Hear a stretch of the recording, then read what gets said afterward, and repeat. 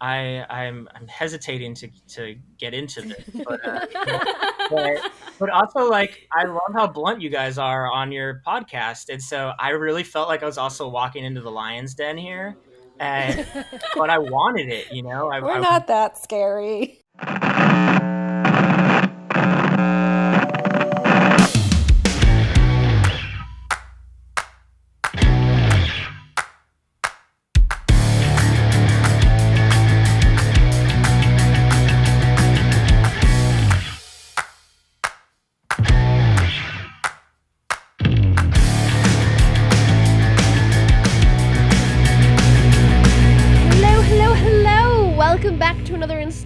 Of the Moshpit. We are in chapter 14. I was about to say 24. I'm like, no, we're not that far into our book that is the Moshpit podcast. We have some awesome stuff in store for you today. We're going to go through an emo kid's journey as we listen or talk about listening to new songs that have come out. And yeah, we've got a lot of cool stuff. I'm Michelle, joined by my co-hosts, Kelly and Brienne. We've got a lot to cover today, so instead of like, my usual bang, bang, boom puns all over the place, we're just gonna dive right into it. But you're putting that pun gun away? Yeah, I'm not feeling punny today. I don't know. It's been a bad day. You're gonna put a bookmark in it and file it away. Haha. Snaps, Cal. Snaps. Thanks. Anyways, how are you guys today? Rocking and rolling. It's chill. Florida has this problem where it's sunny all day while I sit at my computer, and then the second, maybe not the second, maybe about 5 minutes before I finish my day, the skies open up and just starts downpouring. So it just likes to taunt me, so I'm a little annoyed today. So I agree, today was not that great of a day. Ooh, we've got sun here in Boston. You're also gonna have snow there in a few months. Yeah, I know. We don't talk about that yet. We don't talk about it. It won't matter anyway, because she'll be inside. Because you know what? We'll probably still be in quarantine by the winter months. Speaking of quarantine, why don't we get into music news? All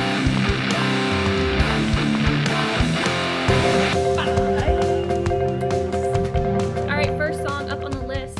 We got a bunch of new music to get through, so we're going to make it... As always.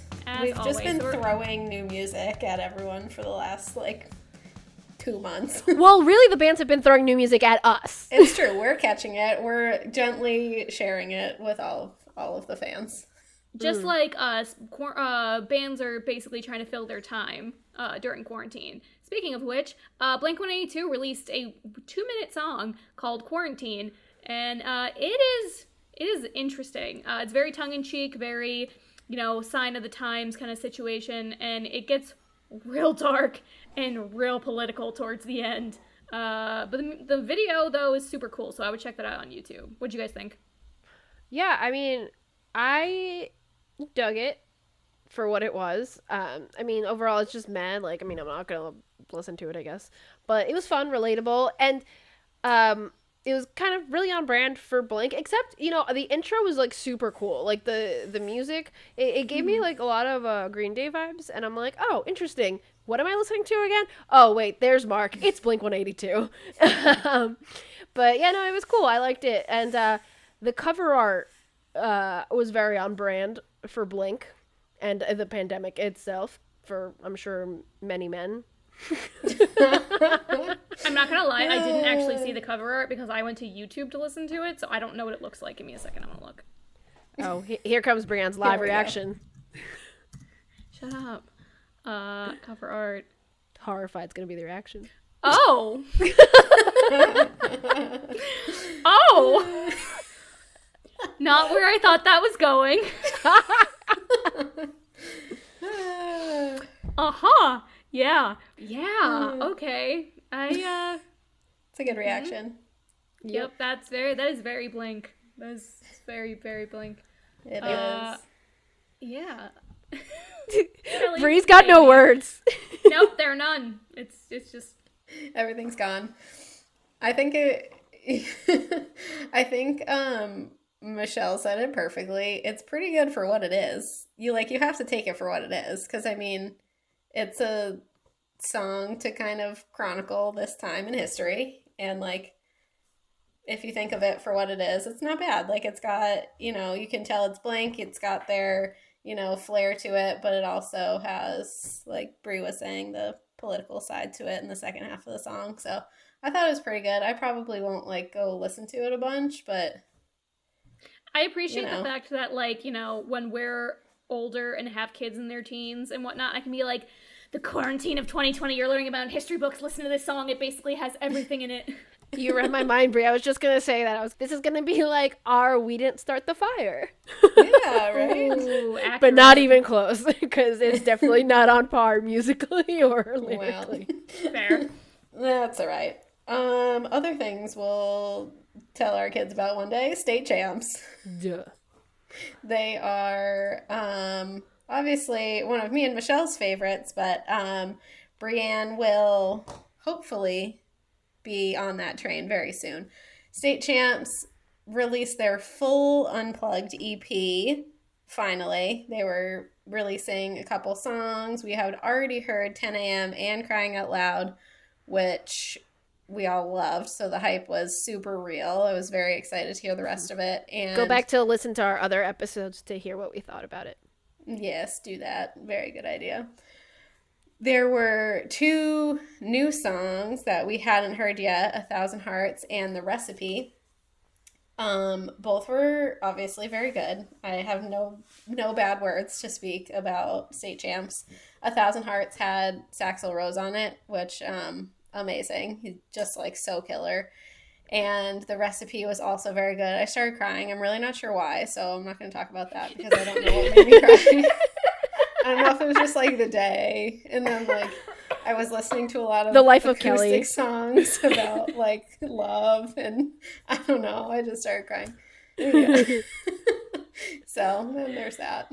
I have 2 words in regards to not only 1,000 Hearts, but all of the Unplugged EP because of it. Saxel Rose. Like you said, Kelly, he killed it, and I was obsessed. Like, the song made me just so happy. It was like, you know, like a really like happy relief kind of feeling, and it was just like I could just like melt into whatever I was sitting on just because it was just like so relaxing and enjoyable, and Saxel Rose made it 1,000 times better. I want him in every pop punk song from moving forward. I forget about the rap trend in rock. I want jazz. I want saxophones, because the what song is he in of Neck Deep's? Oh, didn't he play with them too? Like at Warped. Yeah. Oh, amazing. Yeah, just please be on every song. Bring the sax back. Hashtag, let's start it. Let's trend it.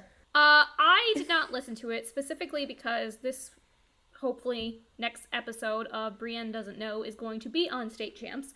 And I had already heard the 2 other songs that they had released on this EP, and I kind of wanted to stay fresh and, like, not taint my, you know, reactions. Stay objective. Based on the new stuff. Yes, I'm trying to stay neutral. I'm also trying to learn better to not prejudge bands before I actually listen to them, because I feel like every time I'm like, this is what they need to do, and then they don't do it, and I get disappointed. So I need to like. So I think that's kind of part of the problem in a lot of newer bands getting traction. You prejudge them on a lot of things, like State Champs and Neck Deep were 2 of the bands that got me kind of back into like pop punk, like following pop punk, like listening to stuff beyond 2010. And both those bands, like I was like, I had heard about Neck Deep for a while, and I was like, ugh, you know what? I had not heard a single song, but I was just like, I don't like them. And I'm like, I didn't really know why I didn't like them. I just had never really thought about it, I guess.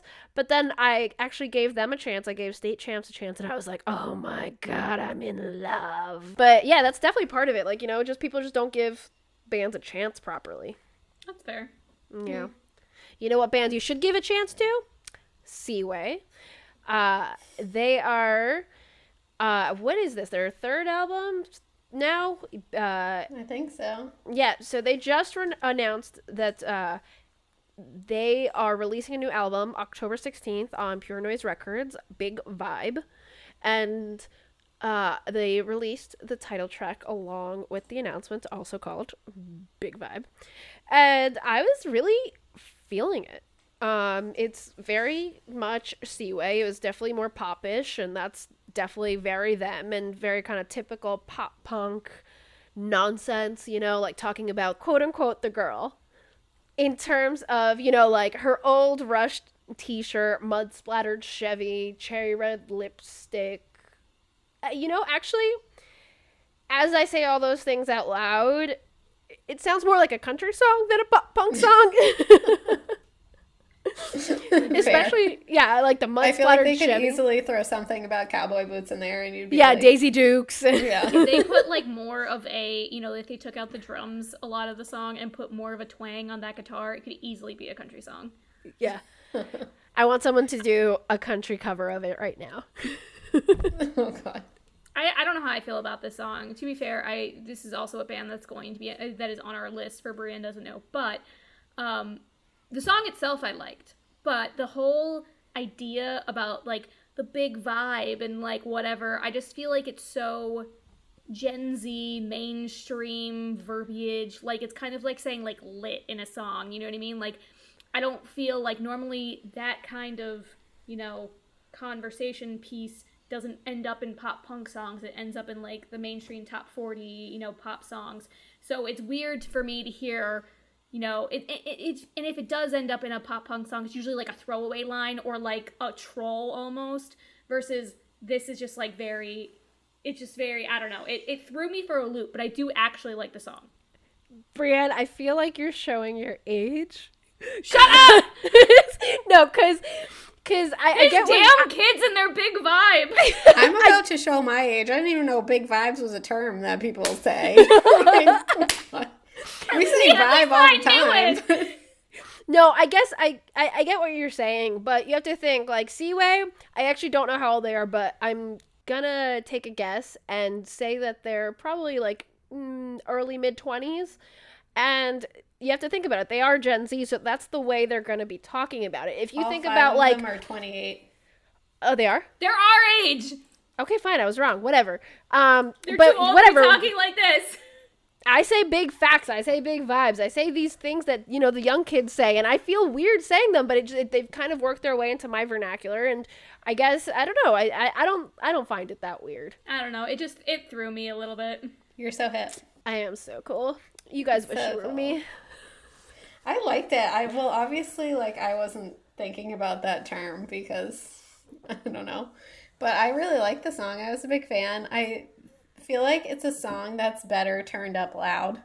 Because I listened to it the first time, then I listened to it again today, and then I had it turned up a little louder, and I liked it way more.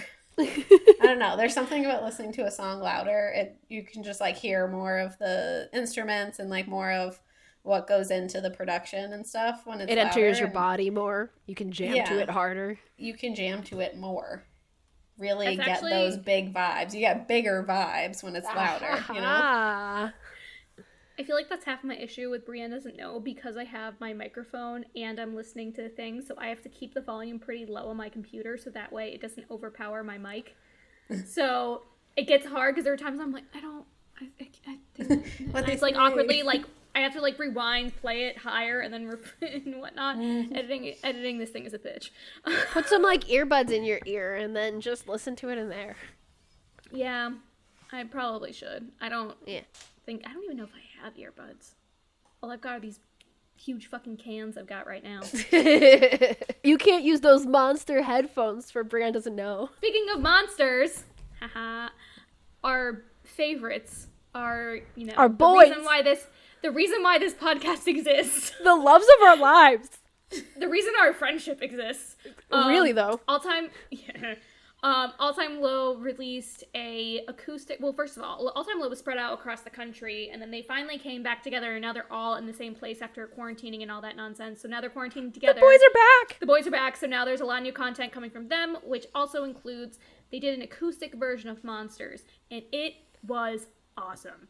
The entire time it was like. The video they posted of it is basically a single shot, and it's like zooming in and out. It's so great. Alex doing Black Bear's rap. When I like heard him start it, I was like, oh no, because when we watched the live concert on my birthday, he like fucked it up, and he was just like, I can't sing or rap. It doesn't work this way. And so I was like, oh no, what's gonna happen? Why are they having him do this? Why didn't they? You know what I mean? And it was awesome. And then at like towards the end, like Zach came in and like accompanied him on the back half. It was so good. I was Love Zach. happily surprised, and I love it. I think it was pretty good too. I mean, obviously in our eyes, All Time Low can never do wrong. Like they could, I mean, they really released, I feel like, Dancing, and we still love them. So like, obviously they can do no wrong. But, and I think this is really good. It's an amazing acoustic, but I would probably choose the original 9 out of 10 times. Oh, There's yeah. probably obviously. one time where I'm like, oh, I want to listen to this acoustically, but Yeah, most of the 100%. time I feel like I would rather listen Yeah, to this 100%. in its full form. Yeah, you guys I feel said it all. like- Yeah, I feel like the acoustic version is kind of like you put it on a random playlist, and when it pops up, you're like, oh, Yeah. okay, nice little nice. surprise, versus like, the regular one. But yeah, no, I agree. The original's way better, but still, it's a very good acoustic cover versus like some were just like, meh. Next on our list of new music, another rapper turned pop punk. That's what's on our list next. T Mills and what's his name? Nick Gross, who I don't know, but I feel like other people may know. Sounds familiar. Yeah, it sounds very familiar, and it looks like he's done a lot in the scene. I just like have never seen his name before. Regardless, T Mills and him got together and formed this new pop punk band called Girlfriends, and they released their first song together called California, and I think it's such a jam. I really like it. I've been listening to it a decent amount. Like I added it to my like songs on Spotify, and I've been like listening to it a lot, and I'm a really big fan, but I was particularly very excited about this because I used to be obsessed with T Mills my freshman year of college. And That does not surprise me. I don't like it. Me and my freshman year roommate, Katie, shout out Kate, we would listen to T Mills like all the time. And then obviously Michelle found me the second half of my freshman year and turned my music life around. But like up until then, I was listening to T Mills. Full circle. Full circle, for sure. He's back. I was really digging this song. It was really good. Now that you mention it, Kelly, that I do remember the name T Mills, I cannot remember his actual like rapping career. So if I had heard this just straight out, I would have pegged him as a pop punker from the day one. His rap like style comes through in the verses a little bit. Like he picks up a little bit during the first verse, and I really liked it. I don't know, it was really good. I'm looking forward to hearing new stuff from him and this other guy. I think they're called Girlfriends is the name of their band. Yes. Yeah. Mm-hmm. Yeah, I totally agree with you, Brie. I think you can definitely see that the rap skills come in during the song, and those particular moments where he kind of like picks up the pace and like gives it a little bit more of a rap vibe with wrapped in this little pop punk envelope. It gave me some John O vibes, and I thought it really worked well with the song and the pacing, and I'm a fan, and I'm gonna be keeping an ear out for them. You know who I am also keeping an ear out for, but not like super willingly. It's only because we do the podcast. Machine Gun Kelly. So crossing into dangerous territory. Such dangerous territory, but you know me, I live on the edge of danger. Anyways, Machine Gun Kelly. I think the line you're looking for is "Laugh in the Face of Danger" from Lion King. No, but I think I mixed up 2 different lines, but You were living on the edge. Of glory. I definitely mixed 2 lines Living together, on but the you know what? edge It's is mine just now. like a thing, isn't it? Isn't that a No, I know, Clearly, but- I'm not very good with phrases and terms Never. and sayings, so. My Never. brain just goes to Lady Gaga anytime I hear On the Edge. I'm just like, I'm on the edge Of glory. Exactly. So, anyways, as I was saying, Machine Gun Kelly released another new song, My Ex's Best Friend, that is going to be on Tickets to My Downfall, the upcoming pop punk album he's releasing. And I gotta say, I don't give a shit who comes for me. I'm still not a fan. I don't like his vocals. The song depressed me. It honestly, more than pop punk, it feels like a song I would have heard at the house parties we went to in college. And Black Bear was the best part of the song, and I don't know. I'm still not digging this foray into pop punk, especially when he's doing rap in his pop punk album. But as we were told in the comments of our Instagram section when we posted a silly Machine Gun Kelly meme that was all in good fun, by the way, he's versatile. Ugh. Okay, part 1. Michelle is the one who runs our Instagram. I am not affiliated with anything she responded with. Do not come for me. Hey, united front. I actually really liked this song. Yes. I'm not as strong as Michelle. She can take the hate. I just look at them and get really sad. I'm the delicate flower of this group, and it's fine. Either way, I really actually like this song. It's not something that I would seek out, but like Michelle said, the fact that you mentioned the house parties in college, if this was on like a pre-game playlist, I would fucking rock out, because it's not pop punk. Let's just get down to the nitty-gritty. Yeah. It's not pop punk. It's just rap. Not that that's a bad thing. It's just not. the fact that it's a pop punk album and he's claiming that, but that song is not pop punk at all. That being said, it is a good song. Yeah, to be fair, in a different setting, in a different mindset, I might enjoy the song. But as it's advertised, or maybe I'm wrong. Maybe, the whole album's not supposed to be pop punk, but that's all we've been told so far. But in a different setting, a different mindset, I might like the song. Right now, the way it's presented to me, not a fan. I agree with Brie. I think, I'm kind of the outlier here because I have liked a lot of MGK's pop punk stuff that he's come out with. So I'm a little bit of an outlier on this, but I did like this song a lot, but I definitely do agree. This one does not feel like pop punk at all. There's, any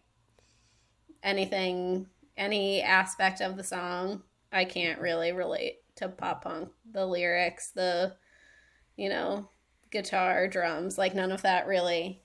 I guess the most pop punk thing would be the drums, but even that, I wasn't, I didn't connect it to the pop punk world, but I still thought it was a really good song, and I enjoyed it. So, yeah, that's my take. How do you feel about that, Michelle? It's your opinion. It's fair.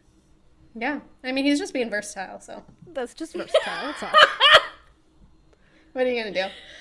Oh, Kelly's trying to stir up some shit. Never. Oh my god. I lost my window that had all my notes in it. I don't know where it went. Oh.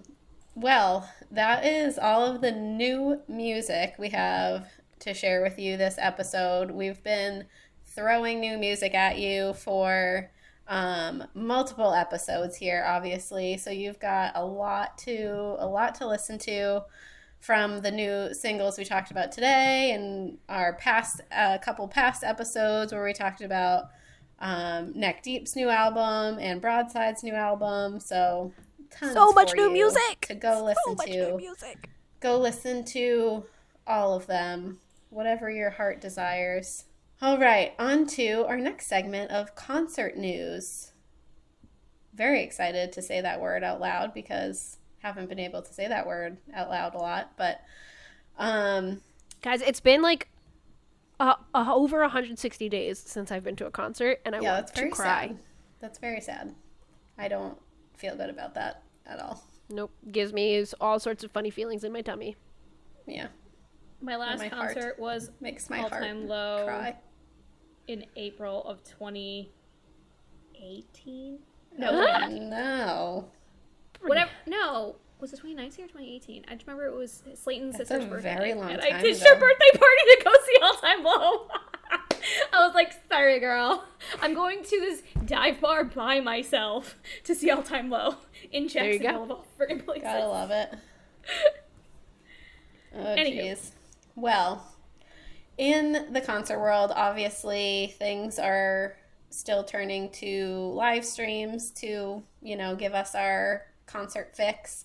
And I'm very excited because one of my favorites, The Main, is hosting a live stream concert experience called Flowers on the Grave, happening August 29th at 4 p.m. Pacific. That always messes me up, but Pacific.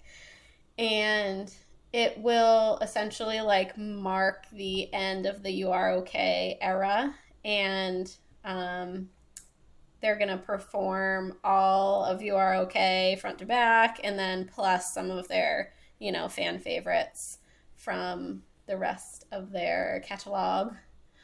But I don't know where that word came from. Catalog. Who knows?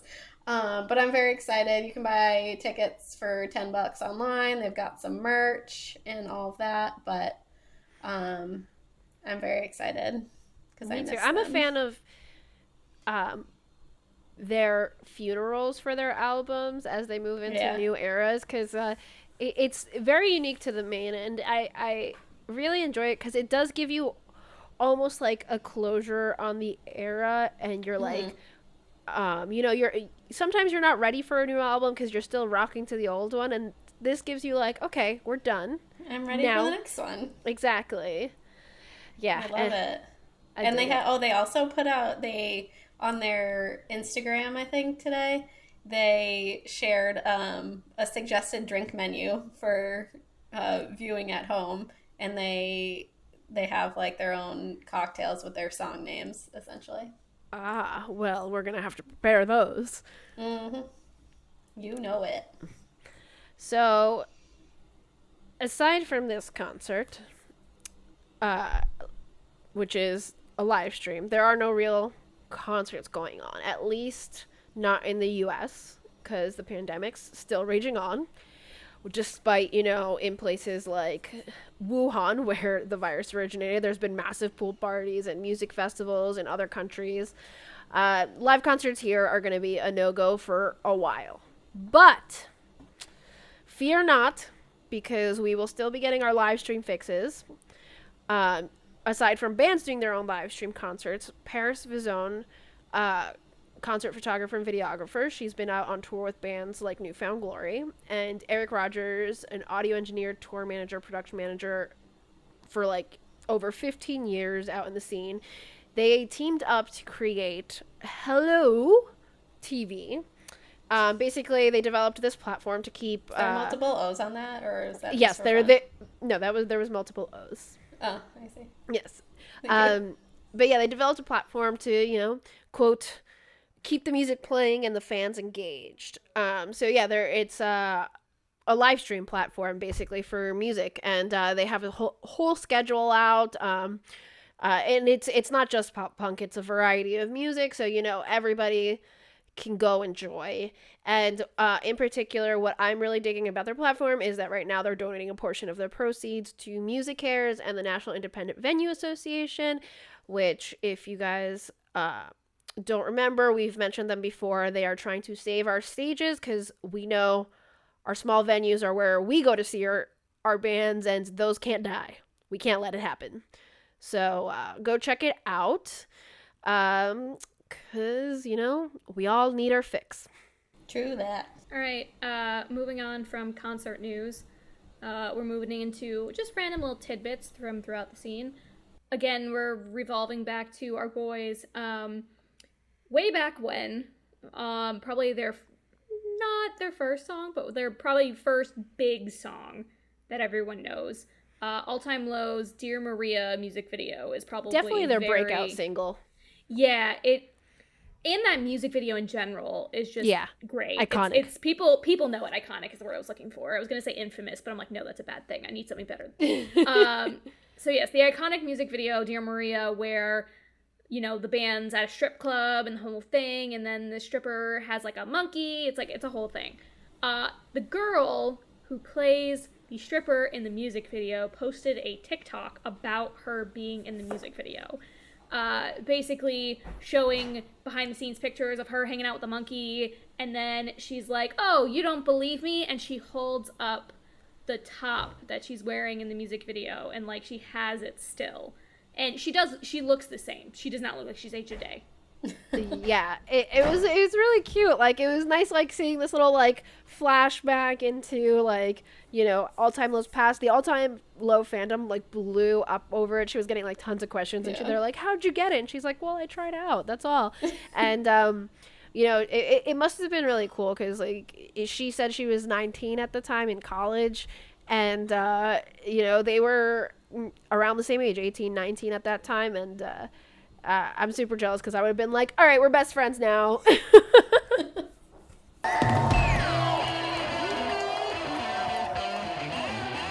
Okay, so now we're going to move on and switch gears, because we have a very special guest. We are talking to author Mike Henneberger of Rock Bottom at the Renaissance, an emo kid's journey through falling in and out of love in and with New York City. Before Mike Henneberger was an Emmy-winning producer with credits from Comedy Central, Rolling Stone, Billboard, Spin, and Vice under his belt. He was just another lost soul in New York City, stumbling down a path paved by mental illness and littered with pieces of a broken heart and a broken mind. Rock Bottom at the Renaissance, an emo kid's journey through falling in and out of love in and with New York City, is Mike's mixtape memoir that follows those pieces through a mental breakdown that spanned his first years as a small-town Texas transplant in New York City, brainwashed by the New York romance that films, TV, books, and music sold him. Though the bulk of Rock Bottom at the Renaissance is set in a hotel room during a debaucherous weekend of self-imposed isolation and self-destructive introspection, and navigates the dark tunnels of Henneberger's booze and drug-addled mind over those 3 days, it's actually much larger in scope. Taking in much of his past, and at the heart of the book, whether past or present, are Henneberger's quest and failure to find love, and perhaps most importantly, his relationship with music and the power that it has to get us through life's toughest moments. The Dangerous Summer and Bayside are just two of many bands, including Jimmy Eat World, The Smoking Popes, Bright Eyes, Two Door Cinema Club, Death Cab for Cutie, Alkaline Trio, Mayday Parade, and The Wonder Years, whose songs feature prominently in Rock Bottom at the Renaissance. The chapters aren't essays about the attached songs. Rather, the songs and lyrics appear throughout as a soundtrack to the chapters, either because it was what Henneberger was listening to that weekend, or because, after the fact, he realized it fit thematically with what he was going through. That's because music, and those bands in particular, are crucial to Henneberger overcoming his demons, and remain so to this day. And we can totally relate to that. We have the pleasure of introducing Mike to the Moshpit. Welcome to our little family. You are one of us forever now. I hope you're okay with that, because you really have no say in the matter. I'm stoked. I'm happy to be here. I was very intimidated because I've listened to a few episodes of your podcast, and you guys have such great chemistry, and I was so scared to come in and be interrupt your little friend hang. Yeah, no worries. We're very welcoming here. Everybody gets integrated really easily. Cool. So, before we kind of get into about your book, Rock Bottom at the Renaissance, we're gonna do a little warm-up and play a little game of Guess the Lyrics. We're starting a new tradition here on the Moshpit with our guests, and you are our inaugural contestant. Oh, that might be the worst one. You might have to start next episode, because I'm probably gonna blow this if you use any band after 2009. No, so we specifically did earlier bands, so you would, because we weren't sure if you kept listening, because so I don't know if you've heard episodes where we talk about Brienne's kind of scene grandma-ness, and she hasn't kept up with the pop punk scene, so you're not alone here. All right, cool. Yeah, I haven't listened to anything past 2009 as well, so don't feel bad. Let's do it. All right, first one.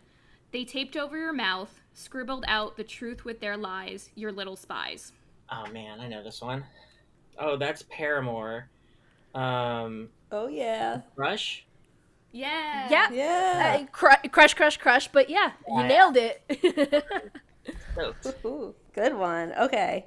Next one is because nothing feels like home. You're 1,000 miles away, and the hardest part of living is just taking breaths to stay. It's Mayday Parade. Yeah. Yeah. You know what though? I'm so bad at their song titles. Hold on. They're intense. They have the crazy long ones, especially A Lesson In in romantics. Yeah. This one isn't crazy long though. Hint. Wait. Because without you, I'd be. Yeah. No, I was Blank, about to blank, say blank. that. It is. Yeah, it's miserable at best. I was Yeah. thinking it in my Nice. head, but yeah. I thought that would be too easy. 2 out of 2. All right. So, number 3. I am one of those melodramatic fools, neurotic to the bone, no doubt about it. It's Green Day. Basket Case. Yep. Yes. Crushing Ooh, you're it. good at this. Nice. Crushing it. Nice. Good Oh one. god. Michelle with your puns. All right, last one for the complete win. But everybody's gone, and I've been here for too long to face this on my own. Is that Blink-182? Yeah. Yeah. It's is it Damn It? Yes. All right. Wow, you killed it. Woo, 100%. I know. Man, I Wow, should've- you've set the bar real high for future contestants. All right. Well, good. No, I'm glad. I kind of surprised myself there, but now I wish I would have had some newer stuff because I do try to keep up. You know, like, yeah. I mean, there's a lot of because I hate when people say ever like. I don't care how old you are, if you're my dad or whatever, like anybody says music's not good anymore, they just don't make music like they used to, or pop punk died 20 years ago. Like, I hate that shit because you're just not looking. Like, and I don't want to be one of those people. Like, till this year when it got canceled, I go to South by Southwest every year for the last 10, and that's the best place in the world to discover new bands. There's over 1,000 bands there every year, have all different kinds of sounds.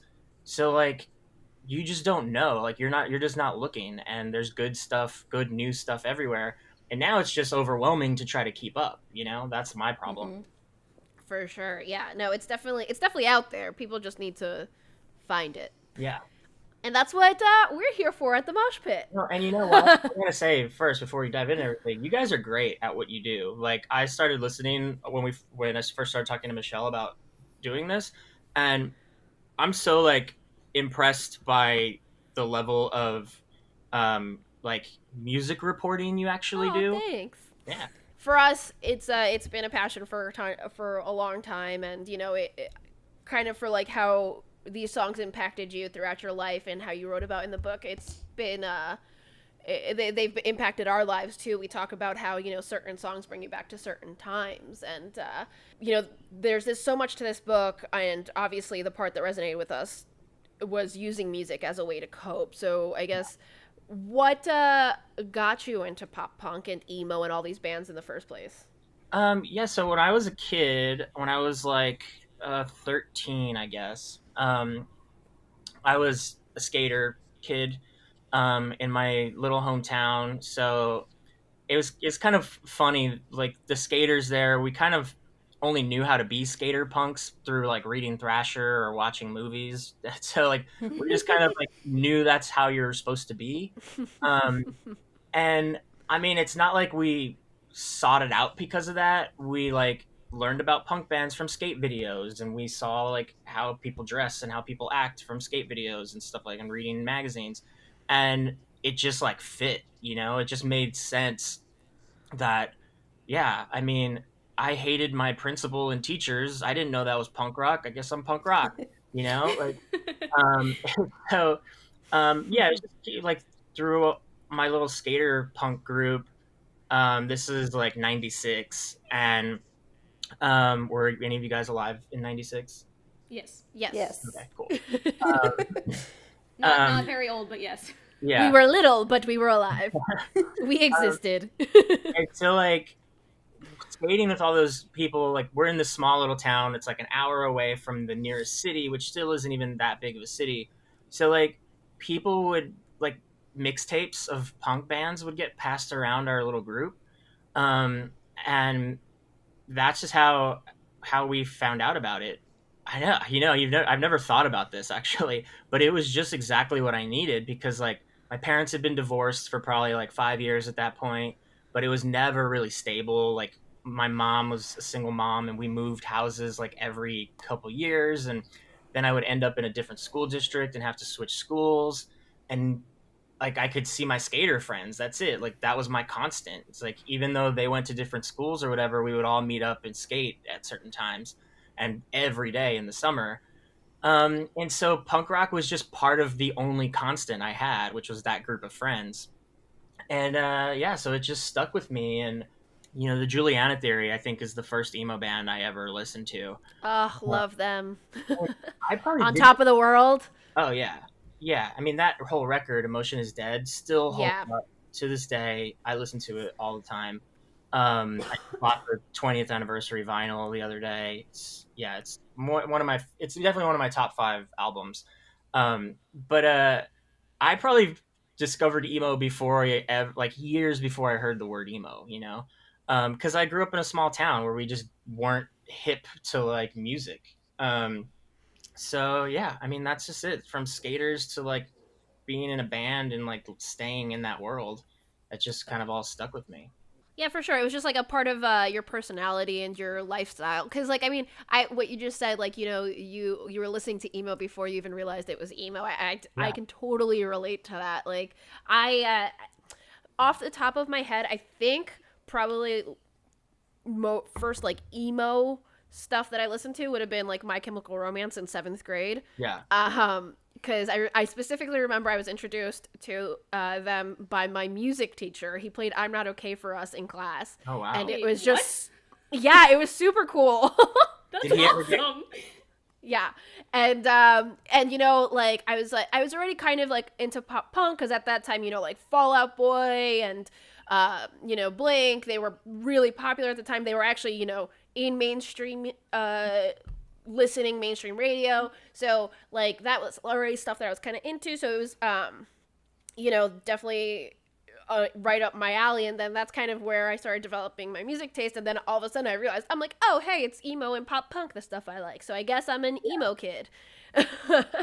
Yeah, and I listened to everything growing up because like that's just what happens when you live in a small town. You only get like popular radio. And so like, and I was in South Texas, so I mean, I was listening to country music.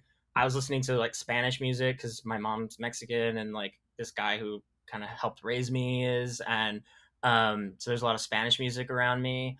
But I listened to a lot of like top 40 R&B growing up, and so I listened to everything, but nothing just connected and like latched on to me like punk and eventually emo. And yeah, it's like I didn't choose it, I just found it and it was exactly what I needed. I love it. Fast forwarding a little bit to like now where the music scene is just like crazy and different because no concerts are allowed, and instead bands are releasing tons of new stuff. And what just out of curiosity, what was the last concert you went to before COVID, if you remember? And what have you been listening to get you through this quarantine lockdown time? Oh man, I swear I'm gonna one day go through an entire podcast without talking about Hamilton, but I have watched it so many times. So many times. We'll get there. The last show that I went to, and I'm so like, it makes me so sad, but I'm glad it was this. I went to see Dave Hawes play at Bowery Ballroom in New York. He was the singer of a punk band called The Loved Ones a long time ago, but they were pretty big, and I mean like in the punk world. But he's one of the best singer-songwriter guy. Like he's got a very like kind of Springsteen-y, Brian Fallon kind of rock singer-songwriter. He's been like solo for a long time, but he just writes amazing songs. His lyrics are so good. He's such a good like storyteller. And I went out on tour with him back in 2015. I didn't even know him. I was out with one of the guys on the tour for my charity Zero Platoon, and I got to see him play every night. He's just so good. And he played at Bowery Ballroom the night before New York City band gatherings of over like a couple hundred. So like concerts just ceased after that night. And yeah, so that was a great show. But what I did last year, so last year I turned 37 in November, and I had realized that I had stopped going to shows as much as I used to. Like I used to see hundreds of bands a year, like or like over 100 to 150 bands a year doing music journalism and just like going to shows and festivals. And I would keep count, and I stopped doing that. I stopped keeping count a long time ago, but I just reached this point in my life where I was like, sometimes I won't go to a show just because I like started watching something on Netflix and I decided I didn't want to make the trip to Manhattan. And Yeah. nothing I love more than being at a live show. So last year I forced myself to see 37 bands in 37 days for my 37th birthday. Wow. So that's like Love that. not 37 shows, but it's like one show could have four bands. And so I would even Okay. go, so I also started going for openers so I could like make my quota. And that was great. Like I discovered new bands that I liked, and I just like had so much fun because that's what I love doing. And so last year, I'm so glad I did that because like now I don't have shows. And it's like, man, how did I didn't see this coming, but thank God I like did that, because who knows if this would have happened, I'd have been like, fuck, I stopped going to shows, like, and now I don't have them. But yeah, like it's the fucking best thing I do in my life, and so I miss it like crazy. But I'm glad I had that last one. It was like the perfect last one for me. Yeah, what a great idea. 37 bands in 37 days. That's really awesome. I think now I want to do that. What I'm going to do for my 30th. I know. That's what I'm doing for my 30th, for sure. I love that. Well, Mish, by the time our 30th rolls around, we still might be in quarantine. No, stop. Don't say that to me because I'm going to cry. I really need concerts. I mean, I might do it, whatever, fine, for 31 in 2022, when hopefully by then we'll be able to go to concerts, and then, it'll be an onslaught, and we'll be so desperate. I'm going to be going to a concert every day. I don't care what it is. Yeah. So is it just Hamilton that's been getting you through quarantine? Oh yeah, getting me through the quarantine. A lot of Hamilton, but that's kind of been my last 2 years. Like I've been so obsessed with that soundtrack because it's so like motivating, and I love the story of it, and also the lyrics are just fucking brilliant. The whole story is brilliant. But for things your listeners might be more interested in, actually no, they probably don't give a shit about this either, because I'm about to start talking about Taylor Swift. Wait, her new love album? it. Yeah, but so like I've been put at ease by this because like my publicist Gabriella, I told her, I was like, every podcast I talk about Hamilton and Taylor Swift, and I'm losing any punk cred I ever had, if any. And she was like, no, everybody loves Hamilton and Taylor Swift, and she's pretty much right. Like, It's You true. can't go wrong with them. Yeah, for sure. I'm not crazy about the new record, Folklore. It's good for what it is, but it's like such mood music that like I'm not gonna go pull it up and just listen to it. Yeah, I found it very helpful for like when I'm sad during quarantine, but I've listened to it maybe like 2 or 3 times, and that's it, versus like a normal Taylor Swift album. I have it on repeat for like 2 weeks. Yeah. And so the same thing. Like I loved Red. I even loved Lover when it came out, but so I'll listen to that a bit.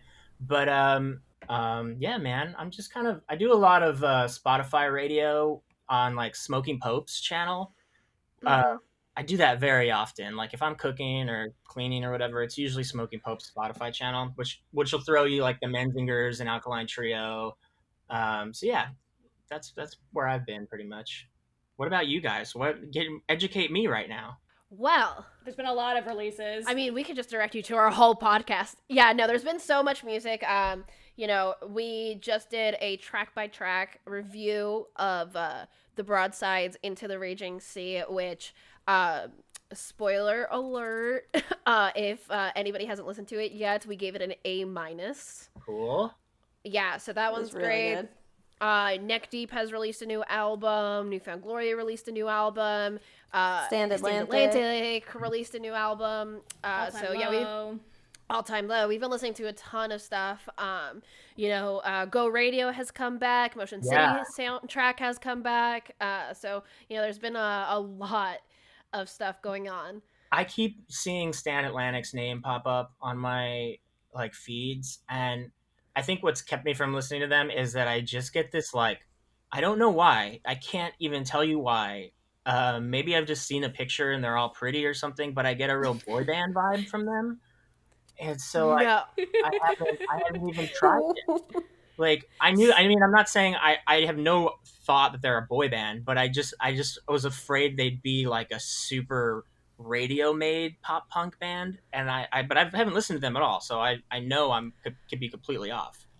No, definitely not. I mean, they definitely have the pop punk roots, and I think especially with their newest album, Pink Elephant, they've been really exploring a bunch of different sounds to incorporate with pop punk, and it's really good. And the vocalist Bonnie Fraser, she's fantastic. So definitely give them a listen. There's a female in the band? Yes. Well, they're definitely not a boy band, so it definitely wasn't off a picture. I don't know. I think I don't know. I'll have to check them out. There's your homework.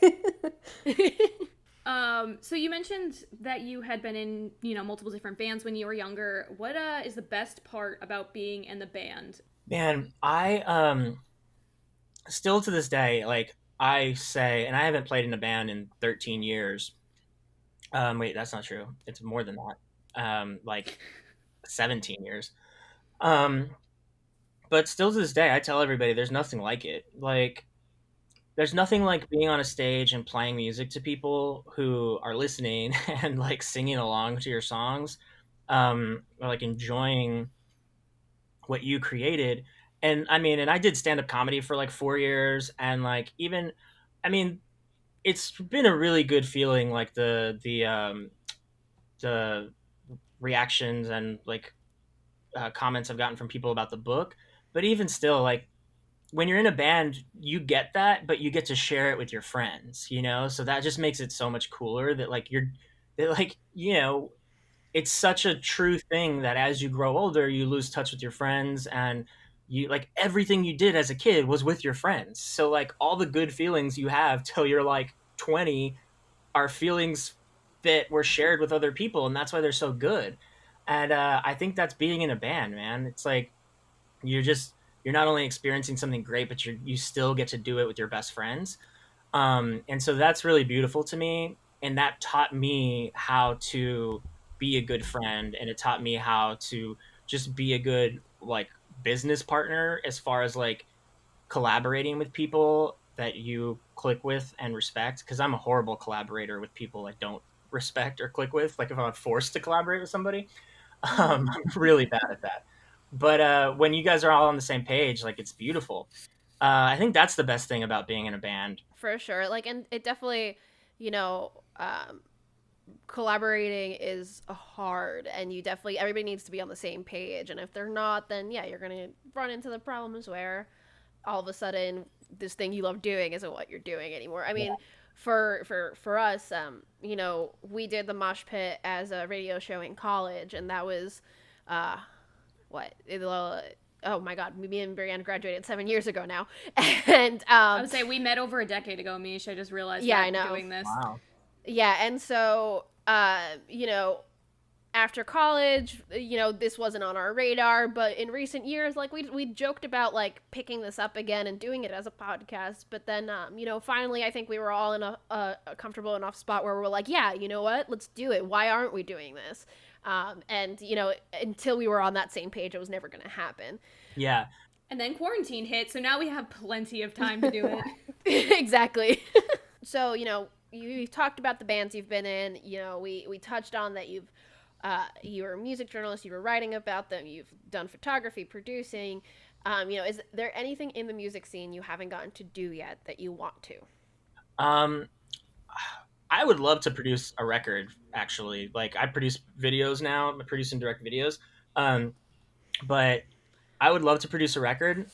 And I'm so nobody should nobody should trust me on paper to produce a record, but like I just know music so well, and I've mixed bands before, like live and stuff, and so like of course I know nothing about Pro Tools or even fucking Garage Band. I don't know anything about that stuff, so I'm not gonna like engineer something, but like I want to learn that. So I'm not saying I should like someone should hire me right now to produce their record. I'm just saying like a goal of mine is to produce a record, and like part of that comes from um there's a movie about the Beach Boys. I think it's called Love and Mercy, with John Cusack and Paul Dano, and Paul Dano plays a young Brian Wilson, and it shows him like in the studio working on Pet Sounds, which was like slammed by critics. Like it was not a well received album, but today and the last 10, 15 years, it's been regarded as one of the most genius records of all time. Um, and so you see Brian Wilson in the studio just kind of telling like an orchestra, and he like stops like one person because he knows it was that person, or like tells them to do this one little thing there, and he just like has it all going on in his head, but he's not doing it himself. And that's exactly how I am. Like my fucking ADD and just like my 30 years of music obsession, I can just hear how music would like should sound, or like would sound better, and I would love to like I'd love someone to trust me and like helping create something like that. So yeah, that's a thing. That's pretty cool. I feel like I'd like to do that one day too, but also have zero credentials to be able to do Man, that. it doesn't matter. We can all learn enough on the internet these days. One day. Accurate. Okay, getting into some more questions about your writing and your book. Rock Bottom at the Renaissance, an emo kid's journey through falling in and out of love in and with New York City. And I had to say the whole title because I absolutely love the long title. I feel like it's in true emo fashion, circa 2000s Fall Out Boy and Panic at the Disco, like we mentioned earlier. But did song titles inspire you for your book title, or how did you land on that? That's so cool that you said that, because I know it didn't, but that's awesome. I'm going to start saying that because I I honestly like I don't hate the title. I mean, I made it, but the thing is that like so I got super obsessed with self-publishing the last like year before I put the book out, because I overthink everything and I feel like I'm never quite prepared to do something, even though I always am. Like when I'm thinking of when I get to the point I'm going to do it, I'm usually prepared, but I just overthink everything. And so I did a lot of like research on self-publishing podcasts and YouTube videos and shit. And there are all these like tips that they give you, and like one of them is about incorporating like SEO best practices in your title, so when people are searching for something on Amazon your book comes up. And so that's why the subtitles on there, it's like the word emo is in there, the word love is in there, the word like New York City is in there. I If I had the book that was just like Rock Bottom at the Renaissance, which before it was just called like the Renaissance period, but like there's so many books about the Renaissance that would drown my book out. So I threw the subtitle on there, and I like apologize for it often because I know it's like pretty cheesy, but it's like for SEO purposes. And like I loved it after I wrote it. I was happy about it, but like when I give it to like real like my buddy Tom Mullen runs a Washed Up Emo podcast. And he's like an emo purist, and he's a few years older than me. Like I immediately said, like, ignore the SEO friendly subtitle, because like I didn't think I like really believed in that subtitle. Like I'm so passionate about this, and like this is me. Like I like the subtitle, but I just like I have to like put a disclaimer on it when I'm so I don't scare away like real punk and emo people. Well, now you don't have to, because it's very fitting. Yeah, no, I love that you said that. Now I wonder how many other people like thought that, because like I'm also a little, because the age difference, I'm a little like like past that or a little too old for that. Like even though I listened to Mayday Parade, like I never learned the titles of Panic at the Disco songs. They were kind of at the end of my like emo run. Nice. I liked that you didn't call it a phase, because it's not a phase. Oh, it's totally. No. for life. It's a way of life. I'm 38 It's a years will. old, and I'm fucking still all about it. Yeah, definitely.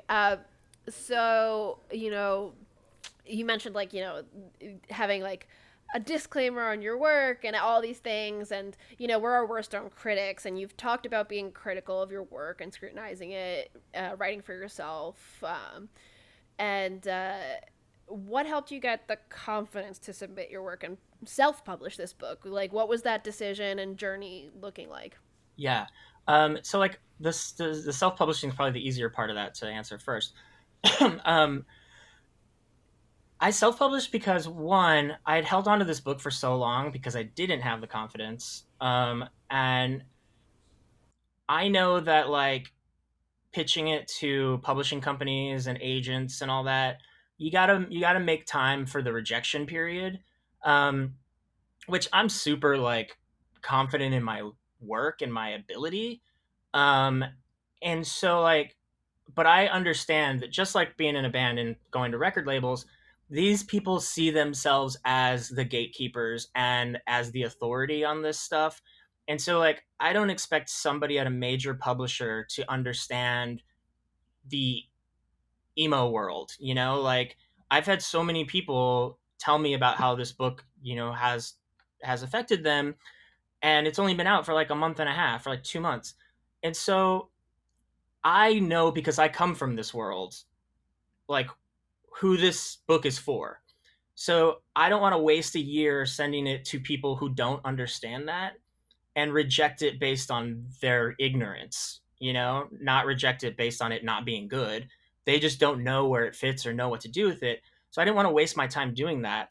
Um, and Also, like, not that I'm making a ton of money off the book or anything, but just like with record labels, you don't really make any money when you go to a publishing company, because, they'll front some money and then they pay themselves back, but like make up all these charges for marketing and stuff that like you almost never profit off a book unless you're a number one New York Times bestseller for a year. So I didn't want that to happen. I don't really trust other people when it comes to something like this that's so important to me. It's like, if you don't understand how important it is, then you're not going to put it out there the right way. And as much work as it is and as stressful as it is, I know how to do that. So it was too important for me to let it to let somebody else handle it and not handle it correctly, and then take away my power for handling it, which is what publishing companies and record labels do. And so I self-published because it was more important for me to get this in front of people who need it than to like, just be able to say I'm on like, Harper Collins or whatever big publishing company. It was too important. Like, all I want from this book is for the people who need it to know it exists, and to help out other people with it. Um, so as for the confidence part, I hid this book away for years because I didn't have the confidence. Well, it wasn't a confidence thing. It was just like, I didn't want people to know that I dealt with that stuff, like the depression and the anxiety and, you know, being suicidal. And there was a long time after I wrote this book that I was still dealing with that stuff and hiding it from everybody. So I didn't want somebody to know about this book and then like see me that way, um, day to day, And so I was, I mean, I don't know. I guess that's shame. I don't know what it is. Embarrassment. Like, I was afraid of people just knowing that part of me. And so eventually, right, like around 2015, 2016, like I would always go back and reread this book. And I reread it one day, and it just didn't feel like me anymore. It felt like I was reading a fiction novel. And I recognized, as like somebody who does have major depressive disorder and anxiety disorder, I'm reading this book and I was just thinking like, man, this really paints a good picture of what depression and anxiety is like. I think that would help other people, whether if you deal with it yourself. I hope this book helps you see that you're not alone, and that other people deal with it too. And if you don't deal with it, but might know somebody who does, I hope it'll help you get a better picture of like what they could be going through. And I hope it'll like inspire people to like be there for their friends and maybe even equip them better to be there for their friends. Um, yeah, so like it wasn't like a confidence thing. It eventually just became like a I need to put this out because it's helping me right now and I think it'll help other people. And that's more important than whoever judges me for it because I was still scared last month, you know, that my in-laws would read it and think something different about me because they're great. Like I love my wife's family so much and they're all very cool and supportive of me, and but they didn't know this much about me in this much detail, and so I warned them all and I said like, hey, I put this book out, I wrote it 6 7 years ago, you know, it's about a really dark time in my life and I just wanted to let you guys know, because yeah, I don't there's so few people in my life whose opinions matter to me, but they are some of them. And so like yeah, I still deal with that fear of it, and of just what other people think about it. And so, yeah, I'm not very confident on that end. I'm super confident in my abilities as a writer, but but yeah, like putting something this vulnerable out is pretty scary. Yeah, I can't imagine being that open with everyone, and especially people who don't know you personally. Speaking of all the quote darker side of the book, how would what advice would you give either your younger self or people in their early 20s, late teens? What advice would you give them to navigate their depression and anxiety, and make sure that they know that there's something after it, or at least a way to navigate through it? Yeah, I mean the like I try to compare this book, or I've always compared it to like an old Bayside record or an old Dangerous Summer record because those are two bands, like as you can tell from the book, like three chapters are named after Bayside songs, three chapters are named after Dangerous Summer songs. And like Anthony from Bayside and AJ from the Dangerous Summer are like two of the most honest songwriters that I've ever listened to, and vulnerable songwriters. Their lyrics are just so open about the darkness they've experienced. And like if you go back to their earlier albums, I mean, you know, they sing about pretty rough times and things that happened, or like feelings that they were experiencing that like you might have, that all of us have felt, and you know, some of us might have thought of just dying because of it, that we didn't want to live because we were feeling those things. But because Anthony decided to live, I have that Bayside record to get me through something. Because AJ decided to live, I have those Dangerous Summer records to get me through something. And like, I mean, if you read the book, I didn't actually decide to live. I just thankfully did live. And now this book exists, you know? And I'm not saying like you need to make an album or write a book, like, but you just may be the person who keeps one other person from killing themselves, you know?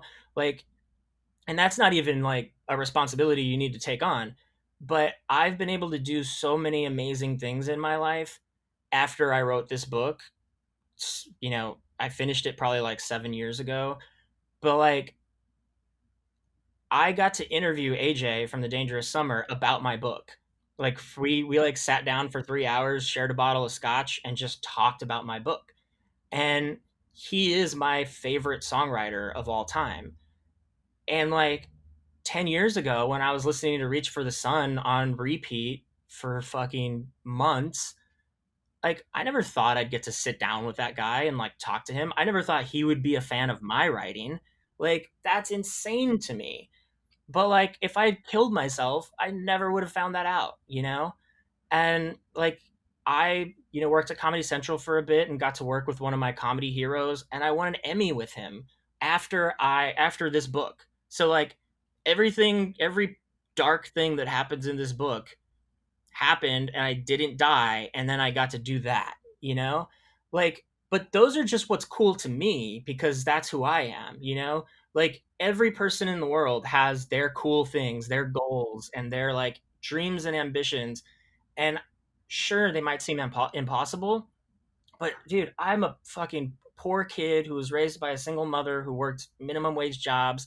We lived in shitty houses, sometimes didn't have electricity. My dad wasn't around when I was a kid. Like, me and my brother had to fend for ourselves a lot. I've never fucking had money, anything. Like, it was impossible for me to think. Like, my brother and I started our own magazine so we could write about bands, and then I worked at Rolling Stone for a little bit. Like, that's my dream, you know? I got to achieve one of my dreams because I stayed alive. And I mean, that should be enough, man. Like, to know that it's possible. The only times it's not possible the only time it's not possible to achieve your dreams is when you're dead. So don't die. Like, I know it's easier said than done, but it's worth the hard part to get to the good parts. There's always good parts. Like, if you're in a depression right now, like, you've probably been in one before, but you got through it. So just keep getting through them, because and they don't go away. They come back. I've had debilitating depression in the last year that's just had me crying in bed. But man, you just get past it, and there's so many fucking like cool things that you can do, but you can only do them if you get past it, you know? Great advice. And coming from someone who's really gone through it, I think it holds a little bit more water. So, I think that's awesome. So, you mentioned you're still kind of, after releasing the book, you were concerned about your in-laws reading the book. Yeah. So I guess your family is probably who you're most nervous about reading it versus, the general public. Yeah. Yeah. Yeah, and I think it's just because, like, I mean, I think it's a really good lesson for people to learn that, like, strangers shouldn't matter, you know? And anybody who doesn't know you shouldn't really matter. I mean, it's worth listening to people and, like, having a conversation about, things that are legitimate, um, notes or whatever, which I can get to in a minute. But like, if they don't know you, like, anybody who knows me should know, wouldn't, I don't think would judge me. Like, my in-laws, I'm married to their daughter or their sister, and them not, if they hadn't known I wrote this 10 years ago, which it doesn't really say in the book, um, or that I started writing this 9 years ago, finished it like 7 or whatever. Um, it doesn't really say that in the book. And so, like, I had to make that clear, because there have been a lot of people who have read this and, like, messaged me on Facebook and have been like, "Are you okay, dude?" And I'm like, "Oh yeah, yeah, I wrote it like a long time ago." Um, so yeah, I mean, I had to clarify that with them. But, like, if somebody doesn't know you, then, like, don't let their opinion get to you, you know? I mean, even like my family, like my dad, like, he and I have a great relationship right now, but he wasn't around when I was a kid. So, like, he doesn't get to have an opinion. Like, sorry, but he doesn't. Just the same way, like, I don't get to have an opinion on his life. Yeah. But So how have they reacted to it? Have they read it? I don't think my dad has read it, but I also told him I'm not going to be offended if he doesn't. It's like, I probably, if I ever have a kid, I don't think I want to read about him having sex with a prostitute, you know? Like, like, fair. That's a fair point. as long as I know, he's safe now and okay at the time, like, now, like, and I hope that, I have a good enough relationship to know, where he's at all times, as far as emotionally and psychologically. Um, but yeah, like, I don't know if he's read it. I've told all my family, like, look, I know you're going to support me by buying this book, and I appreciate that, but I'm okay if you don't read it, because there's all this stuff, and I give them a little, like, stuff about this and this that you might not want to read. So I'm okay with you not reading it. So yeah, I haven't had any discussions with any of my family. Actually, I have a super supportive aunt in Texas, my mom's sister, and she's read it, and she just, like, told me that she's always proud of me. So, but she's a huge cheerleader for me. So, like, and she also, like, worked in schools with kids for a long time, so she kind of gets it a little more than most people. Um, but yeah, no, I haven't really had any, like, real conversations about it with my family, which I'm also fine not ever having. um, but yeah, because it's not for them, the thing is like, the people that it's for, I get messages on Facebook, and, you know people talk to me about it, and like the people that it's for, like I'm definitely, I love having conversations with those people. um but yeah, you can't let the other stuff get to you that much, and to me it's more important that this book helps people than if it hurts me, you know. Yeah, love that. I'm actually And very so, curious. I actually was very excited to come on here and talk to you guys about this because um I haven't talked to a lot of females about the book. And I'm hesitating to get into this, but but also, like, I love how blunt you guys are on your podcast, and so I really felt like I was also walking into the lion's den here, and but I wanted it, you know. we're not that I scary. I don't want to get into it, but I think it was Michelle's rant on Kevin Lyman. Was it Michelle? Oh, Yes. yep. Yes, it was me. Michelle. That's something I you have and problems with Kevin Lyman. I know that's something you and I could talk about offline, because I don't want any more of that kind of talk about Kevin Lyman out in the world. Um, but man, like, you are brutal, and like I was like, man, I'm opening myself up to this, because that was a big fear of mine too, but not one that I could let hold me back. Is that, like, I really hoped that it's just such an easy thing for people to do right now, to just write stuff off as misogyny. Like, even, like, I mean, it's a huge thing in pop punk especially, where, like, yeah, sure, some stuff is, but like some people are like, every song where a guy like says something bad about a girl who broke his heart is misogyny. It's not. Like, it's It's heartbreak. heartbreak. There's a And difference, that's just, yeah. like, Yeah, there's absolutely a difference. that's the kind of stuff that keeps us alive, is being able to turn it into a song or a book or something like that. And like, whatever you're capturing in that moment, like in my book or in that song, is like getting it out of you because it's not who you are, and you need to get it out so you can move on. But like, if you're just like a woman hating asshole, then like, that's every part about you. You can't, it doesn't come out in one thing because it's not special to you. Like, it's just who you are.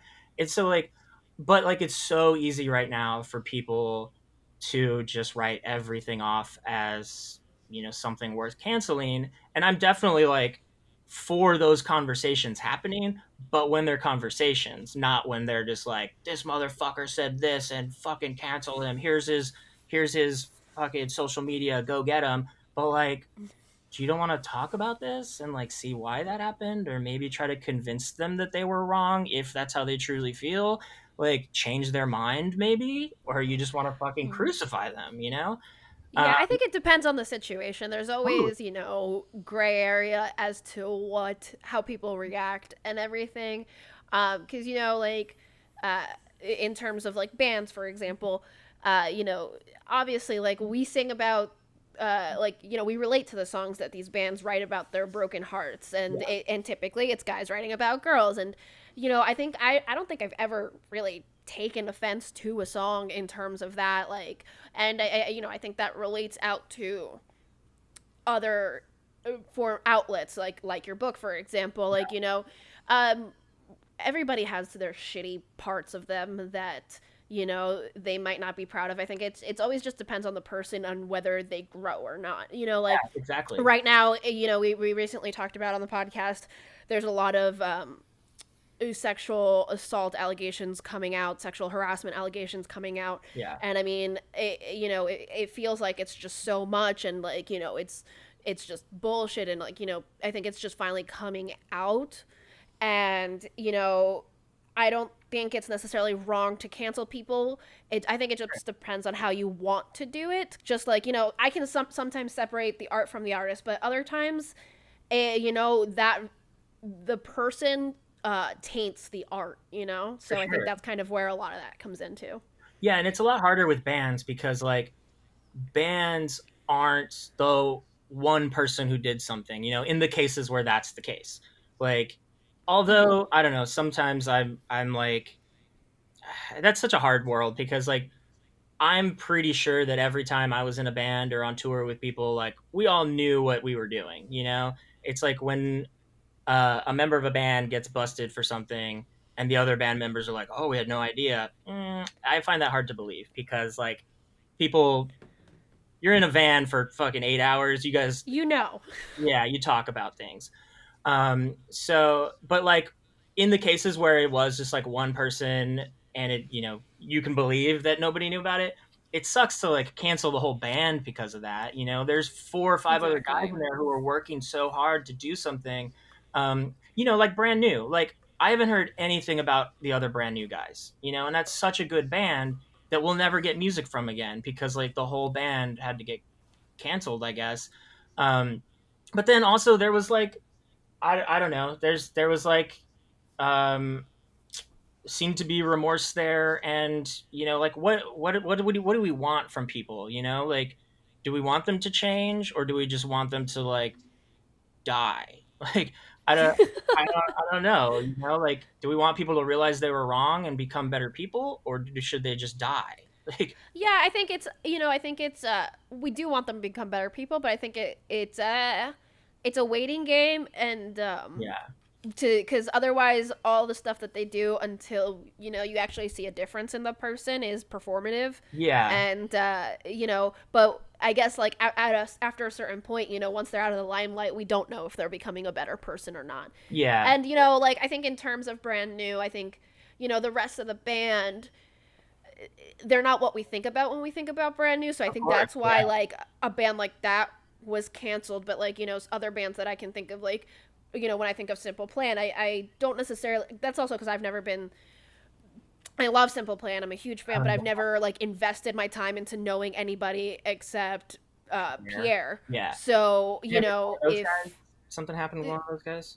Oh yeah, the bassist. So for me, it's like, okay, yeah, the bassist's gone. They'll put a new bassist in. Yeah. And it's still Simple Plan, but like so if it was Pierre, it would be different. Yeah, it'd be like, oh well. Yeah. And it doesn't necessarily mean that I won't listen to them ever again. It just means that, if they do put out new music, I probably won't listen to that. Yeah. I mean, look, if anybody, I mean, I'm glad we can all agree that lead singers make a band. As a former lead singer yes. of bands. Exactly. Good to hear that. Yeah, actually, there was Fall Out Boy. I feel like Pete Wentz is like the actual. He's the front man. The only exception. No, it's very true. Like recently, one of the bands that we listened to, Real Friends, their singer left to pursue like a Twitch career or something of the sort, and so now I'm like, well, it's not gonna be Real Friends anymore. It's different. Yeah, but Kyle wrote all the lyrics anyway. Oh, okay. Well, that was something that I did not know. So I went out on the road with. But it is for a couple. But it is the vocals. I was out with Have Mercy when Have Mercy was on the road with them. And yeah, like Kyle is like the Pete Wentz of Real Friends. Like Pete wrote the lyrics for Fall Out Boy, and Kyle kind of like he's like the mastermind of Real Friends is my understanding. Mm-hmm. I mean, I don't have any like first hand knowledge of that, but I know that he was like the lyric writer. But yeah, I mean, all those guys are yeah. That's good to know because Real Friends that lyrically are really great. It's just the vocals of Dan he's great. Are going to be missing. Yeah. But yeah, so I was very curious to get a female perspective on the book because I haven't gotten a lot of those. Yeah, so I'm kind of curious what you guys think. Very curious what you guys think. I can start on that. So I want to start by saying like I'm not a reader. I wouldn't categorize myself as a reader. I'm not either. So okay. I think my my hurdle was reading because it's not something I normally do. I think so when I do read, I like romance novels. So like the thing I latched onto in your book was your journey to find the girl, and like I was just like rooting for you the whole time, and I'm like, oh, maybe this next one will work out, and like maybe this next one will work out. So that's kind of the part that I latched onto, and thankfully I've never experienced the level of depression that you've gone through, and that part was very thought-provoking and eye-opening for me to kind of get inside your head and and just really like hear what you're thinking through all of that. So I thought it was just very eye-opening and thought-provoking for me, but I definitely latched on to like the hopeless romantic part of it. And for me, like the biggest, you can't call this really a twist ending, but I read about the author about you at the end and read that you were married, and I was like, oh my God, yes, like he found her. Cool. No, that makes me so happy. Yeah. And what's funny is that like I didn't have an about the author in there originally because like I don't think like that much of myself. I mean, like I'm not like low self-esteem. I mean, like I don't think anybody cares. Nobody knows me who's going to care about the author. But that was my way of like my wife told me, normally books like this have like a happy ending or silver lining or show people that like, look, even though it was this bad, it can be good. And she gave me some really good notes about the book that I took. And that one I could not take because I didn't want to make people think that things work out right away because they didn't for me. And even still to this day, I have, I'll get hit by a debilitating depression or an anxiety attack. Like, they didn't go away. I'm much healthier now in that I work very hard to learn how to deal with those things and I deal with them better now. But like, I can't put a silver lining in that book or a happy ending because it didn't end happily. Like, that's exactly how it ended. I went to my shitty job the next day. I was still upset about the girl the next day for a long time. Dating sucked for a long time. Like, I didn't want to like mislead people that like, hey, everything gets better, because it doesn't right away. And I didn't want somebody dealing with that to think, oh, well, it got better for him right away and it's not getting better for me, so it's never going to get better. Like, I didn't want to mislead people like that. So that's why I added the about the author, like, because that was the only way I could like show that like, hey, I'm obviously alive because you're reading this book, but life turned out okay eventually. Yeah. I'm glad you said that. Thanks. Yeah, no, and that's good. And that's because it's reality. And I think that's what I liked about the book. It's definitely like, I guess what you're looking for, like a female perspective. It was obviously not something that I guess maybe I would pick up in general. I am a reader. I do love to read, but I did enjoy it just because I like stories. I like reading, not even just like reading stories, but like learning about people. And it was like, it felt like I was having a conversation with you and that you were telling me about like your life and everything. And, despite like, the twists and turns it takes, it did feel relatable. Like, dating is hard, and I've gone through the ringer before dating, and it's tough. And like, it definitely, I like Kelly said, thankfully I haven't dealt with like depression like you have, but I definitely went through periods where, you do feel a little, not desolate's not the word I'm looking for, hopeless, I guess. So it's I think, despite, your, I think, kind of male journey, it's still definitely relatable for a female. Cool. It didn't make me angry per se. Okay, and great. I get angry, so yeah. Yeah, cool, thanks. So I definitely latched on to the whole process of, you picking up and moving across the country to, a city. Like, I mean, you did it multiple times, but I moved to Florida about 3 years ago, and I fucking hated my life when I moved here. And that was probably the lowest point I've ever had. Like, I was like crying every day, and so I dealt with not as deep of a depression, but pretty bad.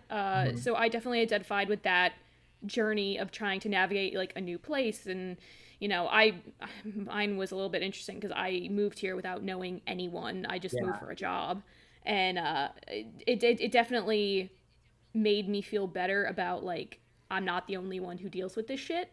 So cool. I definitely latched onto that a lot. How long have you been in Florida now? It'll be 3 years. Yeah, I moved here in May of 2017. So, but Yeah, yeah. thankfully, I got out of the job I moved here for, and I'm in the best job I've ever had. So thank God. Cool, cool. Yeah, Yeah, right. Bree, you moved right before I moved back to Jersey from California. Yes, we missed each other by like a month. bummer. Yeah. Oh, you're in Jersey now, Yes, I'm in Jersey now. and where are you, Kelly? I'm in Boston. Okay. Yeah. Yeah, I mean, when I moved to LA, I didn't know anybody there, and I was there for 2 years, and I made some of the best friends of my life who are still 15 years later, some of the best friends. And then I moved to New York. I had one friend here who like stopped being my friend as soon as he got married, and then I had no friends. And so yeah, that was really yeah, and that's the thing too is like that's something I haven't really talked about with anybody else is like the layers of this that can you know apply to anybody. Like I I mean, I don't think you need to actually be diagnosed with depression or anxiety in this or to like relate to this because I mean, I bring it up a few times in the book, but anybody can feel this way without being actually depressed. Clinical. Yeah. Yeah, Yeah. exactly. I mean, plenty of people get stressed out enough or anything like and so yeah I mean it doesn't matter if you actually have depression or anxiety like we've all had breakups that have made us want to die so Yeah, uh, 100%. but yeah no I a big very big concern of mine was that I did not want it and this has absolutely nothing to do with like how I come off because I don't like I said opinions of strangers hardly matter to me my concern was that I was I was afraid if something in the book stopping people from reading it to get the like potential help they could get out of it, you know, or for somebody being offended by one thing and then immediately discounting it for all the good things in it. Um, and then like telling people not to read it when that other person might be able to like be helped by it.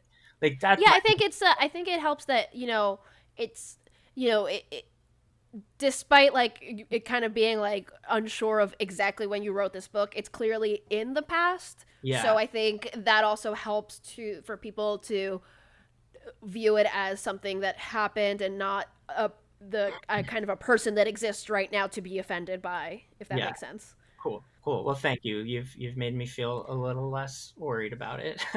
I mean, I almost got canceled a month ago or a couple weeks ago on a Wonder Years Facebook group Oh my god. Wow. because a girl took a picture of two paragraphs, probably the two worst paragraphs in the book, from the worst chapter of the book, which is the Is it Chelsea the prostitute? Hotel.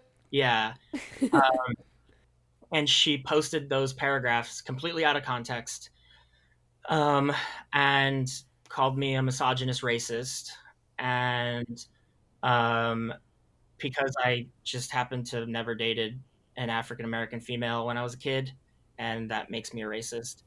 Um, and uh, and even in the book, I realized like the line in the book is, but all my girlfriends have been like I dated Hispanic girls and white girls because that's I grew up around Hispanic girls and white girls, but all my girlfriends have been white. Wow, I'm just realizing that now. So like even in the book, I realized that okay, that's yeah, not totally cool. Like, but she like tore me apart on this Wonder Years group, and then all these people who hadn't read the book joined her. And then some people who had read the book kind of stuck up for me, and I made the mistake that everybody tells you not to make, and I got You involved. said something. Oh Yeah. no! But I said, hey, you're right. I was pretty horrible when I wrote this book. Like, I was dealing with a lot of shit, and I mean, I wasn't very in control of the way my brain was working. And I'm happy to have this discussion with any of you if you want to DM me about it. I'm open to having this conversation. I think it's an important conversation to have. And nobody DM'd me about it. They all just continued to tear me apart, like, mental Well, illness. it's the internet. And I'm like, People just wanna rage at someone, and I think especially I think right now the internet's an outlet for a lot of people to rage with everything that's going on in the United States and in the world. So Yeah. And then but like some other people who had read the book like stuck up for me there, and then the admin just ended up taking it down because it was just a lot of like very mean bullying stuff from people who hadn't read the book. And I mean, I didn't ask him to. He like messaged me and told me, and I was like, hey man, it's fine. Like I'll have the conversation if anyone wants to have it, but nobody DM'd me about it. But yeah, so that like that's the kind of thing that I believe that I'm not scared of this thing being out there, but then you don't even think about how people will We'll cherry like pick. will cherry pick, but also just misinterpret things and not even give it a chance. And that's the biggest worry for me is that like because that's chapter 2, man, and I knew that putting it out. I was like, this is a pretty rough chapter, but it's exactly like where I was, and I think it paints a picture of how fucked up my brain was, and I was at that time. And so I wasn't gonna like pretty up that picture, you know. I mean, the point of it is to see how fucked up I was, but yeah, I would hate for just somebody to like get there and like she stopped reading the book and like maybe something later in the book.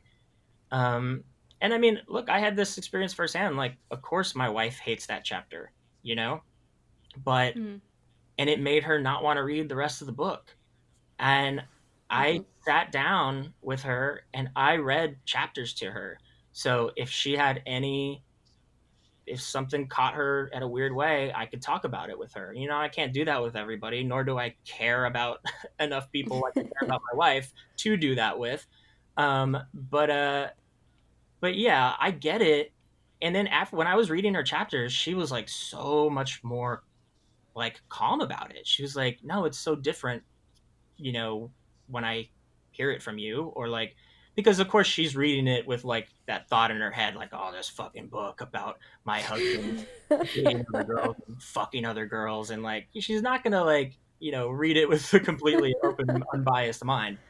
So yeah, that's just like my own worry. I don't care what people think about me. I just like would hate for people to discount it as something that might help them or someone else without giving it an actual chance.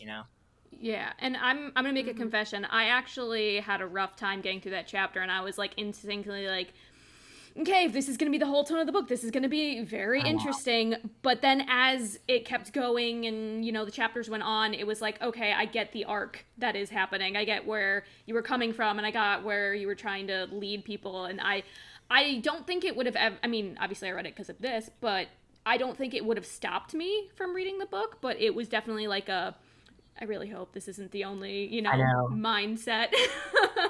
I know, and that's definitely something that, like I struggle with, but yeah, like that. So there's that, and then there's like the suicide note chapter right after it. So yeah, Yeah. it's a rough thing to start, but then once you get past that like suicide note chapter, it's pretty like it's an easier ride for sure. But yeah, I know that's definitely something I realized, but I just didn't know what to do with it because like I wanted it to feel as real as it was when I wrote it. And so yeah, I just kind of like accepted that and did did it. I don't know. It's hard, man. It's hard to like even now, Bare like soul. I have the ability right now, like when you upload a book to Amazon or like my distributor that distributes it to Barnes and Noble or whatever, I can change the manuscript anytime I want. But like, I mean, I don't think about doing that at all. But I'm just saying, like, it's possible, and but I don't know. I feel like it needs to be the way that it is, just like old Bayside albums and stuff like that. For sure. agree. Well, thank you for all of that. And yeah, no, that's what I was looking for is that honesty because I really want to like know how people are dealing with it and if I can have the opportunity like I am now, it's just like when I read it to my wife, like it sat easier with her because I was there to like talk to her about it, and like there's no like arguing. I'm not gonna like say you're wrong. Like everybody, of course, like that's part of being an artist is people are gonna interpret it the way they want, but you should if you get the chance to talk to the artist and they're open to talking about it, you should always give them a chance to like tell you where they were coming from, and you can not agree with them, that's still fine, but it's good to have the conversation. So thanks for giving me that opportunity. Totally. For sure. So you mentioned Amazon and Barnes & Noble. Are there any other places that our listeners can find your book? Yeah, so anywhere you get ebooks, it exists. So Kindle, Nook, I don't know, wherever else, Apple Books. But yeah, so my website is abergerjoint.com. It's ABERGERJOINT.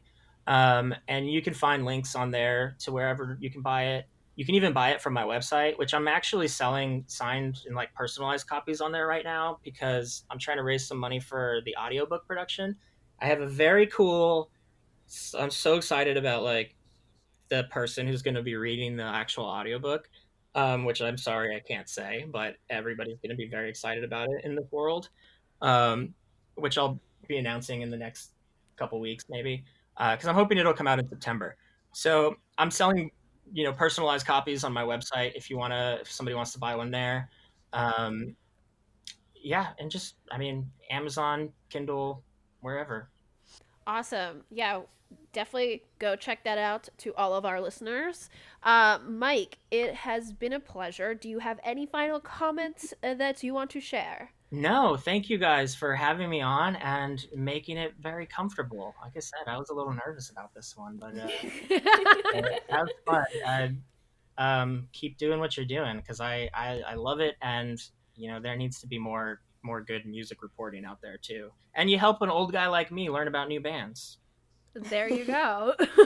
Perfect. All right. Well, thank you again, Mike. It has been a pleasure for us as well.